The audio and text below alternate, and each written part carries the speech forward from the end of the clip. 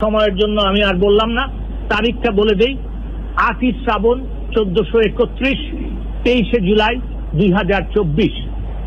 বিষয় সরকারি, আধা সরকারি, স্বায়ত্তশাসিত / আধা স্বায়ত্তশাসিত প্রতিষ্ঠান, স্বশাসিত ও সংবিধিবদ্ধ কর্তৃপক্ষের এবং বিভিন্ন কর্পোরেশনের চাকরিতে / কর্মে সরাসরি নিয়োগের ক্ষেত্রে সরকারের বিদ্যমান কোটা পদ্ধতি সংশোধন।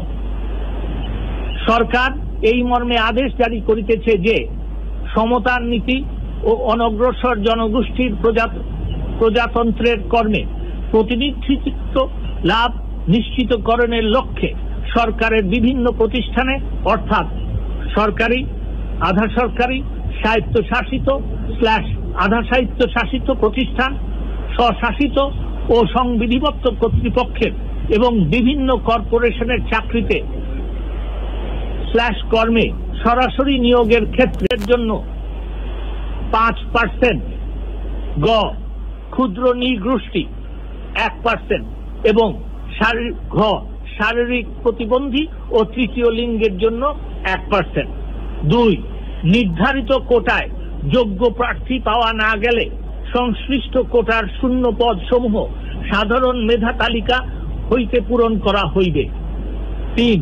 গণপ্রজাতন্ত্রী বাংলাদেশ সরকারের জনপ্রশাসন মন্ত্রণালয়ের বিধি 1 শাখার বিগত 4 অক্টোবর 2018 তারিখের পরিপত্র নম্বর এত সহ পূর্বে জারিকৃত ও এ সংক্রান্ত সকল পরিপত্র / প্রজ্ঞাপন / আদেশ / নির্দেশ / অনুশাসন রহিত করা হইল। তার মানে হচ্ছে যে কোটা বাতিল করার যে পরিপত্রটা 2018 সালে দেওয়া হয়েছিল সেটাও বাতিল করা হল। 4. এই আদেশ অবিলম্বে কার্যকর হইবে। এই আপনাদের কাছে কপি পৌঁছে যাবে। কপি দিয়ে দিয়েছো? দিয়ে দাও। 1 মিনিট। না, আপনারাও বুঝেন যে আপনাদের জন্য কপি আছে, ব্যাস এইটুকু আমার দরকার। না, প্রশ্ন আমি নিব, আমার কথা শেষ হয় না। এর মাধ্যমে, এই প্রজ্ঞাপন জারির মাধ্যমে, এবং আপনাদেরকে আমি আরো বলে দিচ্ছি যে এটার গেজেট নোটিফিকেশন প্রায় হয়ে গেছে।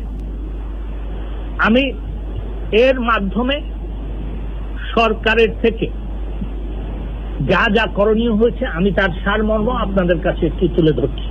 1. আমরা কোটা সংস্কারের যে রায়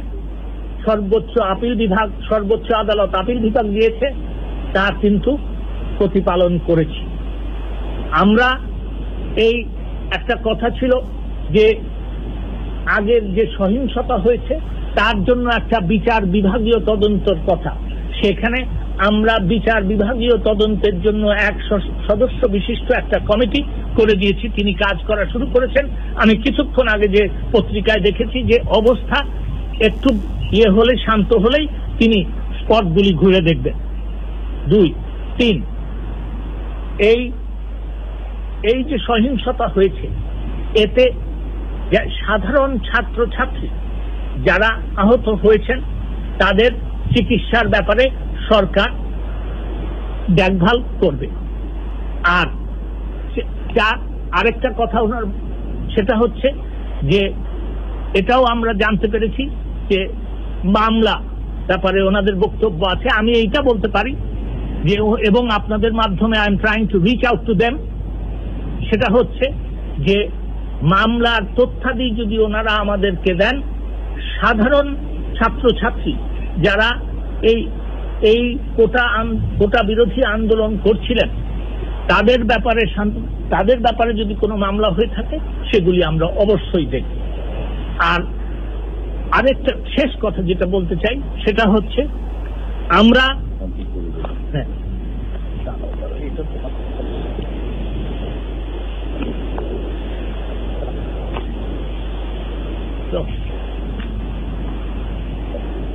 শিক্ষার পরিবেশ ফিরিয়ে আনা এবং সকল ছাত্রছাত্রীদের সুরক্ষা ও নিরাপত্তার পরিবেশ সরকার তৈরি করবে।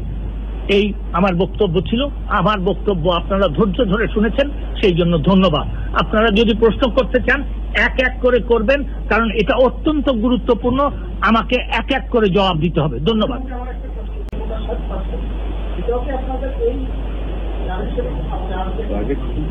আমি একটা কথা বলতে চাই, প্লিজ আপনারা, আমি একটা কথা বলতে চাই। আমি আপনাদেরকে বলেছি যে সরকার সর্বোচ্চ আদালত আপিল বিভাগের রায় প্রতিপালন করেছে।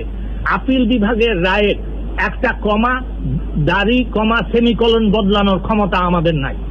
যেহেতু সেটা নাই, তারা যেভাবে দিয়েছেন আমরা সেইভাবেই এটা প্রতিপালন করেছি। একজন বলবেন,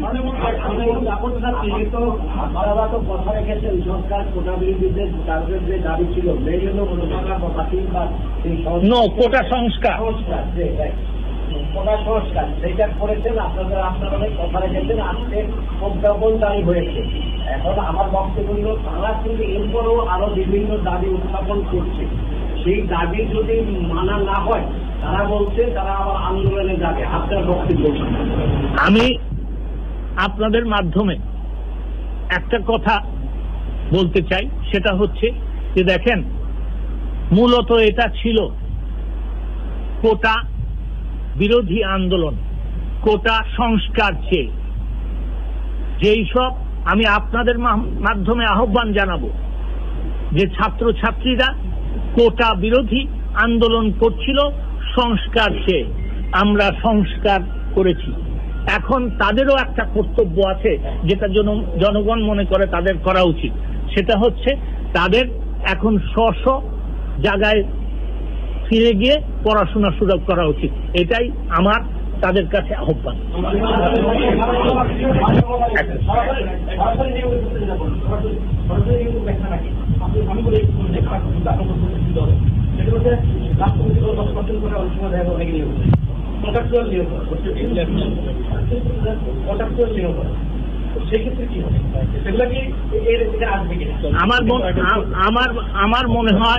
আমার মনে হয় আপনারা এখানে একটু পেঁচানোর চেষ্টা করছেন। তো আমি সেটা এইখানে কিন্তু পরিষ্কার ভাবে এই যে প্রজ্ঞাপনে বলা হয়েছে সকল গ্রেডে, এবং তার সাথে আমি যোগ করব যে সর্বোচ্চ আদালত কিন্তু 4টা ক্যাটেগরি করে দিয়েছে পরিষ্কার ভাবে।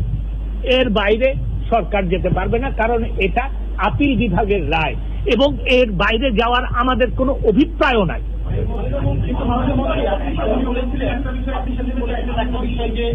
ভবিষ্যতে যেহেতু জেলা কোটা নেই এবং নারী কোটা নেই, ওর কিছু প্রশ্ন এসেছিল, সেটি হলো ভবিষ্যতে এই রায়টি এমন ভাবে রয়েছে যে সরকার চাইলে একটি পরিমার্জন করতে পারবে, সেই সুযোগ রয়ে গেছে। এই যদি ব্যাখ্যা করে বলেন।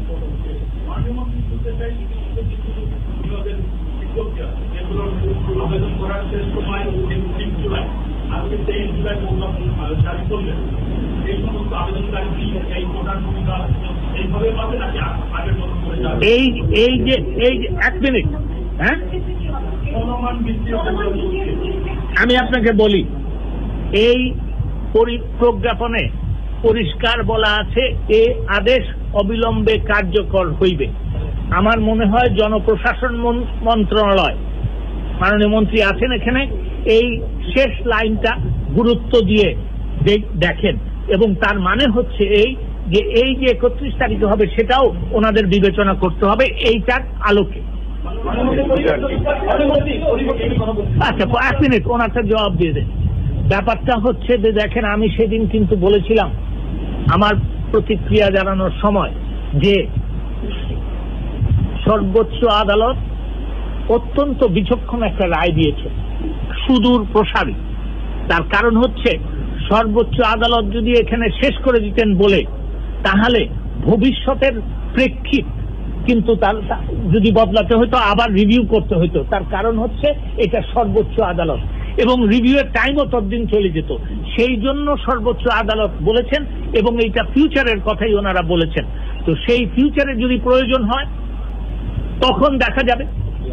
জি বলেন। কোনদিন কখনো কোনো আইন ছিল না। এটা সব সময় it is a policy matter of the government, এবং এটা পরিপত্র এবং প্রজ্ঞাপন দ্বারাই বলা হইতো। আমি আপনাদেরকে বলেছি যে সুপ্রিম কোর্টের আপিল বিভাগ হচ্ছে সর্বোচ্চ আদালত। তারা যেই রায় দিয়েছেন তার তারিখ কমা সেমিকোলন আমি বদলাতে পারবো। আমরা যত তাড়াতাড়ি শিক্ষার পরিবেশ, এক মিনিট, আমরা যত তাড়াতাড়ি শিক্ষার পরিবেশ ফিরিয়ে আনা যায় সেটার ব্যাপারে সচেষ্ট, এবং সেই জন্যই আপনারা আশা করতে পারেন যে শিক্ষা প্রতিষ্ঠান খুলে যাবে। যে আপনার প্রশ্নের মাধ্যমে এটা পরিষ্কার হয়ে গেছে যে এটা শুধু কোটা বিরোধী আন্দোলনকারীদের কোটা সংস্কারের আন্দোলনে ছিল না, এটা জঙ্গিরা এবং কারা, বিএনপি, জামাত, ইসলামিক ছাত্র শিবির এবং ছাত্র দলের যারা, তারা জঙ্গি হয়ে এই আন্দোলনে সংযুক্ত হয়ে দেশ নষ্ট করার চেষ্টা করছিল। ধন্যবাদ। বলেন। যেহেতু শিক্ষার্থীদের ঢাল হিসেবে ব্যবহার করে একটি শান্তিপূর্ণ মুভমেন্টের মধ্যে সহিংসতা ঢুকানোর যে পরিকল্পনা, এটি তার আগে থেকে করেছে। কাজে তাদের মধ্যে প্রিপারেশন ছিল যে তারা ডেটা সেন্টার জ্বালিয়ে দিবে, ইন্টারনেট থেকে দেশকে একেবারে করে ফেলবে, মানে অ্যাবসেন্ট করবে। ইন্টারনেটের অনুপস্থিতিতে আমরাও বিপদে পড়েছি। আমরা কিন্তু গ্লোবালি কমিউনিকেশন করতে পারি নাই। আমরা যখন পারি নাই তখন তাদের যে সিন্ডিকেট অফ ডিসইনফরমেশন, তারা বিদেশ থেকে, আপনারা চেনেন তারা কারা, তারা কিন্তু এই ডিসইনফরমেশন ক্যাম্পেইনটা করেছে। আর যেহেতু তারা জানতো যে তাদের পরিকল্পনা অংশ হিসেবে ইন্টারনেটকে বাংলাদেশে এভাবে তারা ইন্টারাপ্টেড করবে, কাজে তারা কিন্তু ব্যাকআপ রেখেছিল আগে থেকে, তারা কিন্তু এগুলো পাঠিয়েছে। তো এইটারই প্রতিফলন দেখছেন গ্লোবালি বিভিন্ন ইন্টারন্যাশনাল মিডিয়া ভুল তথ্যগুলো এই কারণেই দিচ্ছে। আমি একটু আগেও ফ্রান্স 24 দেখলাম, টোটালি ওয়ান সাইডেড একটা ভুল তথ্য তারা দিচ্ছে যে আক্রমণগুলি হয়েছে, এগুলো কোনো খবর নাই। এবং ছাত্রদের সাথে যে আমাদের সরকারি এনগেজমেন্ট, তাদের সাথে শান্তিপূর্ণভাবে যে সমাধান এবং সমাধান যে হয়ে গেছে, এইটিও কিন্তু নাই। সন্ত্রাসীদের আক্রমণ এগুলোও নাই। কাজে আপনাদের কাছে অনুরোধ থাকবে, এই যে অপতথ্যের বিপক্ষে আপনারাও গ্লোবালি খবর পাঠান। সরকার চেষ্টা করছে ইন্টারনেটকে রেস্টোর করা, এটা পরীক্ষামূলকভাবে চেষ্টা, মানে স্বল্প মাত্রায় যেন আনা যায় সেই প্রচেষ্টা চলছে। আপনারাও এখানে গোটা পৃথিবীকে জানিয়ে দেন যে আসলে কি হয়েছে। ছিল আগে থেকে, এখানে আমাদের রাষ্ট্রযন্ত্র আছে, গোয়েন্দা সংস্থা আছে, একটা আন্দোলনের আপনারা কি পদক্ষেপ নিচ্ছেন? সরকার যা বলেছিল তাই কিন্তু হলো। সরকার বলেছিল একটু ধৈর্য ধরুন, আদালতে আছে সাবজুডিস ম্যাটার, এটা সমাধান হয়ে যাবে, আপনারা আশাহত হবেন না। মাননীয় প্রধানমন্ত্রী কথা বলেছিল, তাই তো হলো।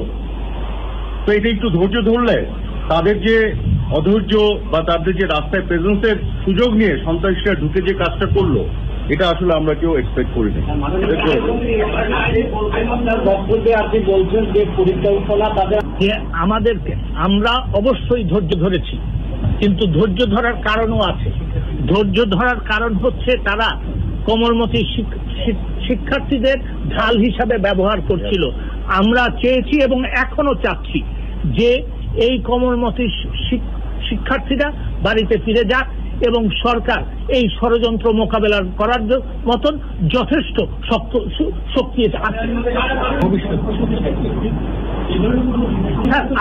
আপনার কথার জবাবটা দিয়ে দেই, শোনেন। আমি একজন আইনজীবী। একটা রায়কে কিভাবে ইন্টারপ্রেট করতে হয় আমি কিন্তু সেটা জানি। রায়টা আমি একটু পড়ি, আপনারা যখন আজকে আমাকে সেটাও পরে রায়টার প্রথম পার্টটা কি? রায়টার প্রথম পার্টে বলা হলো প্রজ্ঞাপন জারির নির্দেশ দেওয়া হলো।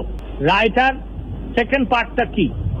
অত্র রায় ও আদেশ প্রদানের মধ্য দিয়ে গণপ্রজাতন্ত্রী বাংলাদেশ সরকারের সংস্থাপন মন্ত্রণালয়ের বিধি শাখার ওই 4/10/2018 তারিখের পরিপত্র বাতিল করা হলো। তারপরে ঘ, ওখানে কিন্তু লেখা আছে অ, খ, গ, ঘ, ঙ। ঘ তার মানে হচ্ছে when you interpret a জাজমেন্টের একটা হচ্ছে যেটা অপারেটিং প্রসিডিউর, এরপরে যেটা আসে এখানে অত্র নির্দেশনা ও আদেশ প্রদান সত্ত্বেও সরকার প্রয়োজন ও সার্বিক বিবেচনায় এই আদালত কর্তৃক নির্ধারিত কোটা বাতিল, সংশোধন বা সংস্কার করতে পারে। এখন কথা হচ্ছে যে আদালত এখানে কোন বিষয়টা তাদের দৃষ্টিতে নিয়েছেন, সেই বিষয়টা হচ্ছে যে কোটা ব্যাপারে কোনো সিদ্ধান্ত নেওয়া কিন্তু পলিসি ম্যাটার, এবং আদালত সেই পলিসি ম্যাটারের মধ্যে হস্তক্ষেপ করতে চাননি। 1, 2 ওই নির্দেশনার পরে যদি আমি আগেও বলেছি যে ভবিষ্যতে যদি কোনো সমস্যা হয়, এই নির্দেশনা যদি ওখানে শেষ হয়ে যেত তাহলে রিভিউ করার প্রশ্ন উঠত, কিন্তু তার আদালত অত্যন্ত বিচক্ষণতার সাথে সুদূর প্রসারী একটা কথা বলে দিয়েছে। সেইখানে এই গভর্নমেন্ট পলিসিটা আমাদের যদি মনে হয় যে কোনো সময় যে এটা পরিবর্তন করা বা এটা বাতিল করে দেওয়া বা এটা শেষ করে এটা আরো একটু কমানো, যে কোটার সংস্কার আন্দোলন যেখানে কোটার সংস্কার চাওয়া হয়েছিল, সেই আন্দোলনের মাধ্যমে যে বক্তব্য দেওয়ার চেষ্টা করা হয়েছে, যেই সমস্যা তৈরি করা হয়েছিল সেটা দূরীকরণ করা হয়েছে। হবে মানে আইন যেটা লঙ্ঘন করেছে সেই আইনে বিচার হবে, সেটা টু আর্লি। কি বলে, তদন্ত রিপোর্ট আসুক, তারপরে দেখা যাবে কোন আইনে বিচার হবে। বলো, একটা কথা বলি, ওইখানে মাননীয় প্রধানমন্ত্রী কিন্তু একটা কথা বলে দিয়েছেন যে মাননীয় প্রধানমন্ত্রী যখন দেশের প্রতি তার ভাষণ দেন, সেখানে যারা তখন মৃত্যুবরণ করেছিল সেই হতাহতের ব্যাপারে তিনি বলেছেন যে তিনি ব্যবস্থা নেবেন। আমরা সেই কথাই আছি। শিক্ষার্থী বিভ্রাট, সেটাকে ব্যবহার করেই জনমনে সার্বক্ষণিক এক ধরনের একটা আবেগ, উত্তেজনা বা সেটাকে ব্যবহার করে নাশকতামূলক কাজগুলোর ক্ষেত্রে যে জাস্টিফিকেশন সেটা আমরা বুঝি, সেটা কিন্তু করা হচ্ছিল। সুতরাং এই পরিস্থিতি বর্তমানে সেটা পরিবর্তন হওয়ার পরেই আমাদের পক্ষে সঠিকভাবে নিরূপণ করা সম্ভব হবে আসলে কারা কারা শিক্ষার্থী ছিলেন এবং শিক্ষার্থী কোন কোন প্রতিষ্ঠানের ছিলেন। সেটা কিন্তু এই মুহূর্তে বর্তমানে যে অবস্থা, সেটাতে আসলে নিরূপণ করা খুবই কঠিন। কিন্তু এক মিনিট, কিন্তু আমি একটা কথা বলি, 1 মিনিট না, একটু রাখেন। আপনার প্রশ্নের মাননীয় শিক্ষামন্ত্রী বলতেছেন, আমি আরেকটা শুধু I will add to what he has said, সেটা হচ্ছে দেখেন আপনাদের সকলেরই কিন্তু একটা জিনিস মনে রাখতে হবে যে এই ব্যাপারে তদন্ত চলছে, তদন্ত এবং সেটা বিচার বিভাগীয় তদন্ত, সেটা শেষ না হওয়া পর্যন্ত আমরা এই ব্যাপারে কোনো কথা বলবো না। যেটা এখন পর্যন্ত আমরা নির্দেশনা পাইনি আগামীকালে ছুটি থাকবে কিনা, তো আশা করি যে আমরা আজকে বিকাল নাগাদ আমরা যদি নির্দেশনা পেলে আমি জানিয়ে দিতে পারবো। সমস্যা যেহেতু সমাধান করে দিয়েছি, সেহেতু এইটুকু বলতে পারি যে আমাদের বিশ্বাস যে নতুন করে কোনো আরো সমস্যা তৈরি করা হবে না এবং এটার এই পরিস্থিতির অবনতি হবে না। পাশে আমি একটা কথা বলতে চাই, সেটা হচ্ছে যে যদি অবনতি ঘটানোর চেষ্টা কোনো অপশক্তি করে, সেটার ব্যাপারে আমরা কঠোর ব্যবস্থা নেব। কার্ফিউ প্রত্যাহার আমি তো আগেও বলেছি, জনজীবনে যখন স্বস্তি আসবে আমরা অবশ্যই কার্ফিউ প্রত্যাহার করব। এবং আপনার এর সঙ্গে আমি একটু অ্যাডও করে দিই যে জনজীবনে স্বস্তি ফিরে আসছে এবং তার ফলশ্রুতিতে আপনারা যেটা দেখছেন যে প্রথমে 2 ঘন্টা বিরতি দেওয়া হতো, এখন 4 ঘন্টা বিরতি দেওয়া হচ্ছে।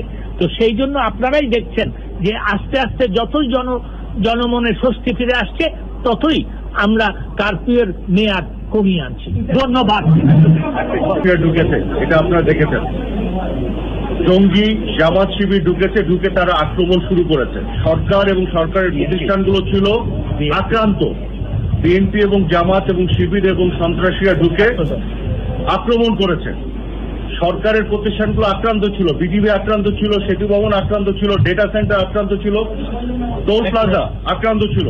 যখন আপনি আক্রান্ত হবেন, আমি বিটিভি থেকে ফোন পাচ্ছি, তারা কাঁদছে, তারা জীবন বিপন্ন, তার বাঁচান, আমাদেরকে পুলিশ পাঠাতে হচ্ছে, পুলিশকে আক্রমণ করেছে।